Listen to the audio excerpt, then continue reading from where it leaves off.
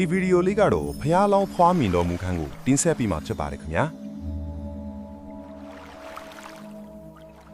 မဲတော်မာယာသည်ဖျားလောင်းကိုကိုဝန်ဆောင်ထားရသည်မှာ10လပြည့်မြောက်ခဲ့ပြီးထုံးတန်းစဉ်လာအရာမိဘရထံသို့ပြန်ရန်ခွင့်ပန်တော်မူ May သည် peace and protection follow you, my queen.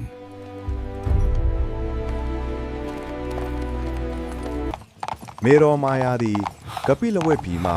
ဒီဝတ်တဟဲ့ပြည်သို့ရွှေဝေါ်ရင်ထက်ခရီးထွက်လာခဲ့ပါသည်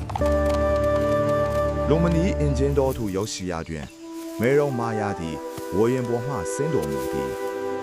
This garden is truly blessed. အင်ဂျင်ပင်အောက်၌မတ်တက်ရက်လျက်မေတော်မာယာသည်ဖျားလောင်းကိုတန်ရှင်းစင်ကြယ်စွာဖွားမြင်တော်မူခဲ့သည်